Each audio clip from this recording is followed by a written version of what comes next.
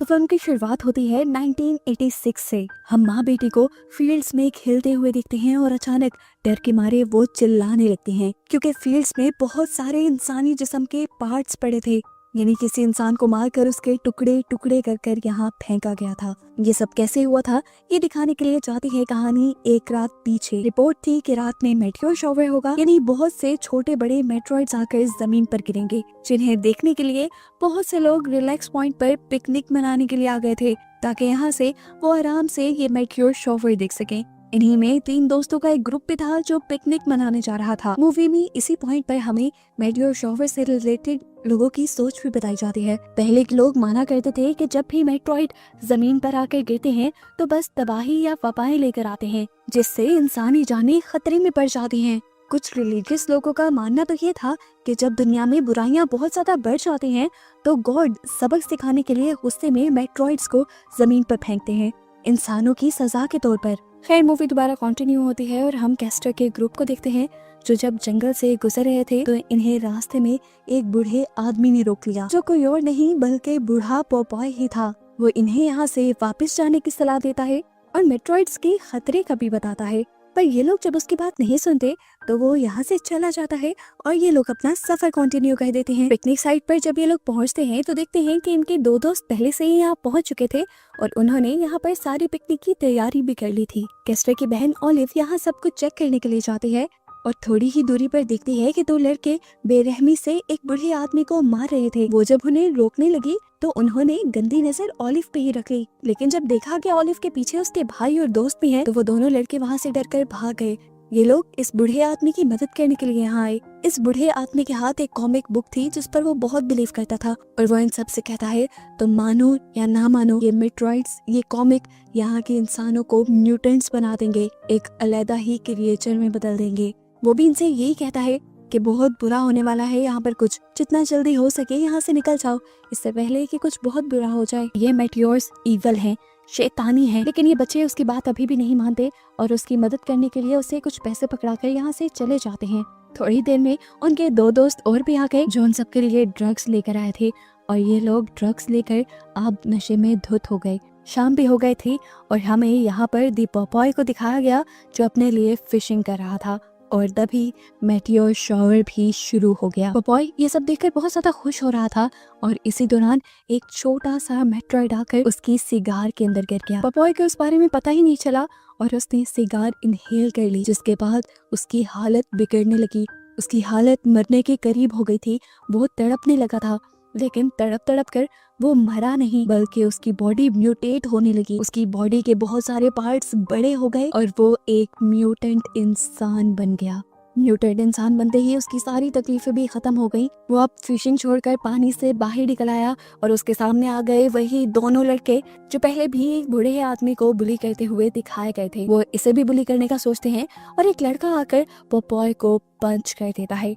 दोनों ही लड़के इस टाइम नशे में धुत थे। पोपॉय को उसकी इस हरकत से इतना गुस्सा आया कि पोपॉय ने उसके मुंह पे एक जोरदार पंच मार दिया और पंच मारते ही उस लड़के का चेहरा टुकड़ों टुकड़ों में बट गया और यहीं पर उसकी मौत हो गई। इसी लड़ाई के दौरान पोपॉय का पाइप भी टूट गया था, इसीलिए वो इसी लड़के की हाथ की हड्डी तोड़कर उसे अपनी सिगार पाइप के तौर पे यूज करने लगता है। जो लड़का मरा था उसका दूसरा साथी भागते हुए जाकर ओलिव के पूरे ग्रुप को वार्न करता है कि यहाँ पर एक भयानक आदमी उन्हें मारने आ रहा है, लेकिन ये लोग उसकी बात पे बिल्कुल ध्यान नहीं देते और उसकी वार्निंग को टाल देते हैं। हालांकि उन्होंने ये भी नोटिस नहीं किया कि वो लड़का पूरी तरह खून में लथपथ था।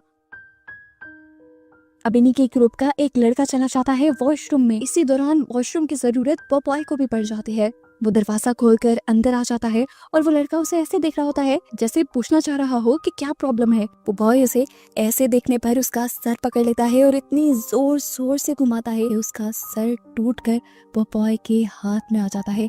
सर धड़ से अलग हो जाता है, जिसके बाद पोपॉय ने बेदर्दी से उसका सर साइड पे फेंक दिया जैसे वो एक रैपर हो और फिर उसी की बॉडी के ऊपर बैठ गया। आखिरी मर्तबा उस लड़के के सर को दिखाया गया जिसकी आंखें बहुत ही डरावने अंदाज में हिल रही थी और आखिर फिर वो पूरी तरह मर गया। दोबारा अब हम इनके ग्रुप को देखते हैं जिसमें से एक कपल टेंट में चला जाता है और बाकी चारों लोग आसमान के नीचे लेट कर मेटियोर शॉवर के सीन्स एंजॉय करने लगते हैं। बातों ही बातों में इन्हें अंदाजा होता है इनका जो साथी वॉशरूम में गया था वो अभी तक आया नहीं।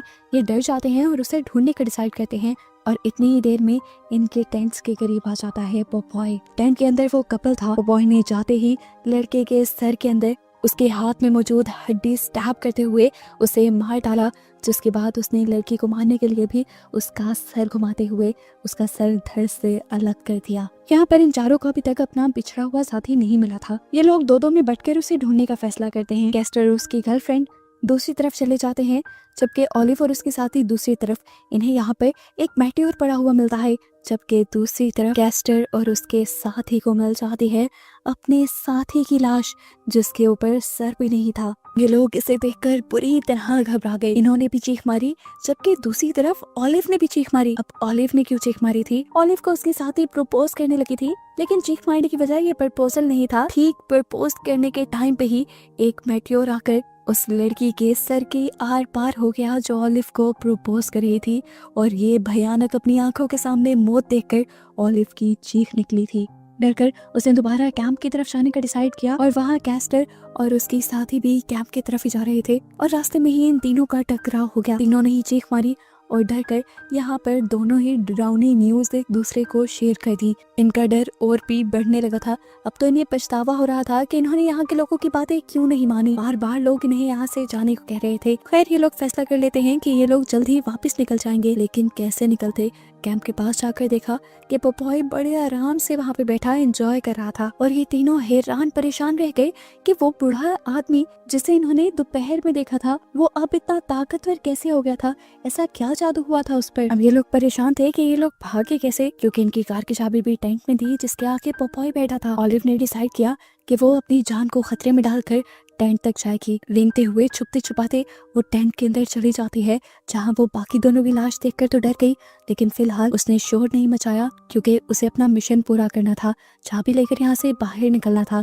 अभी तक उसे लग रहा था कि पोपॉय उसे नहीं देख पाया, लेकिन ये उसकी भूल थी क्योंकि पोपॉय ने ही एकदम से उसकी टांगे पकड़कर उसे टेंट से बाहर निकाल दिया। इससे पहले कि पोपॉय ऑलिव को खत्म कर देता, अपनी बहन को बचाने के लिए पीछे से कैस्टर पोपॉय का ध्यान भटकाता है और उसे अपनी तरफ लगा लेता है। ऐसे ऑलिव की जान बच जाती है और वो जल्दी से गाड़ी की चाबी लेकर अपनी दूसरी साथी तक पहुंचती है। और ये दोनों जब तक अपनी कार के पास पहुंचते हैं तो दुख से इनका बुरा हाल हो जाता है, क्योंकि एक मेट्रॉइड ने इनकी पूरी कार तबाह कर दी थी। अब इन्हें कैस्टर का भी ख्याल आ गया, उसकी भी तो जान खतरे में थी। तब ऑलिव ने बताया कि मैं और कैस्टर अक्सर यहाँ पे आते रहते हैं, यहाँ पे करीब एक खाली फैक्ट्री है, मैं जानती हूँ जरूर कैस्टर वही गया होगा। ये लोग भी उसे बचाने के लिए वहीं निकल जाते हैं।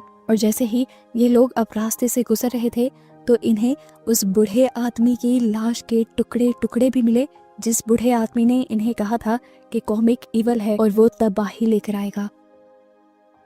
इससे पहले कि ये लोग कैस्टर को ढूंढने कहीं और जाते, पोपॉय कैस्टर को लेकर इनके सामने आ गया। कैस्टर को बचाने के लिए उसकी गर्लफ्रेंड फौरन उसके करीब गई, लेकिन पोपॉय ने एक हाथ मारते हुए उसके मुंह को ही तोड़ दिया और वो वहीं पर मर गई। जिसके बाद उसने कैस्टर को यहाँ पर मौजूद एक केमिकल के टैंक में डाल दिया और उसे पूरी तरह गला दिया कि उसकी लाश की हड्डियां तक ना मिले। अब बच गई थी ऑलिव, जो अपनी जान बचाने के लिए उस फैक्ट्री तक भाग जाती है और वहां उसे एक आदमी मिलता है जिसके हाथ में एक शॉटगन थी।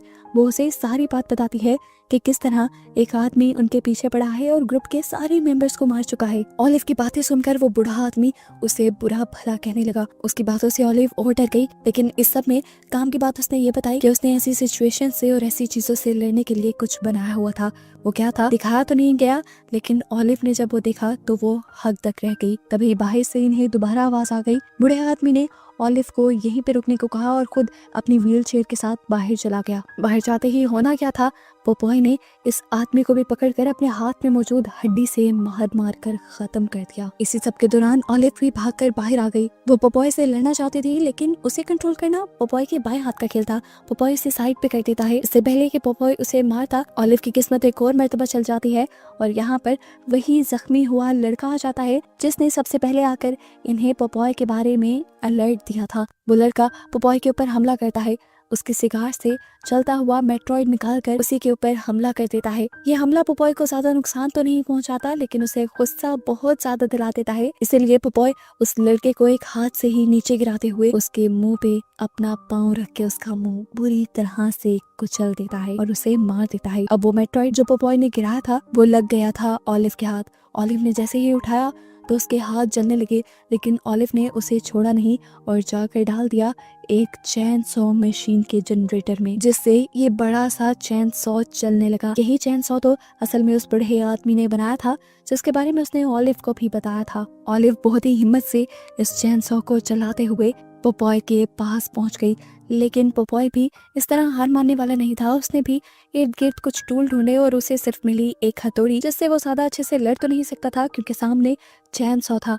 ऑलिव ने बड़े ही अच्छे से दिमाग लगाया और एक ही वार में पोपॉय की बॉडी के 2 टुकड़े कर दिए, जिसके बाद उसे लगा कि फाइनली उसकी पोपॉय से जान छूट गई है। वो यहाँ से चली गई, लेकिन सुबह होने पर हमें दिखाया गया कि पोपॉय की लाश वहाँ पे नहीं थी, जिसका मतलब कि पोपॉय अभी जिंदा था। ऑलिव भी जो रात यहीं पर सो गई थी, सुबह उठने पर जब उसने ये नजारा देखा तो उसकी टेंशन और भी ज्यादा बढ़ गई। ऑलिव जानती थी कि वो कितना खतरनाक हो सकता है, इसीलिए वो उससे लड़ने की तैयारी में लग जाती है। कहानी में कुछ हफ्ते गुजर जाते हैं और हमें न्यूज के जरिए पता चलता है कि पोपॉय अब न्यूयॉर्क में पहुंच चुका था और जगह जगह तबाही फैला रहा था, और उसे खत्म करने के लिए यहाँ पर हमारी सुपर वुमन ऑलिव तैयार हो रही थी।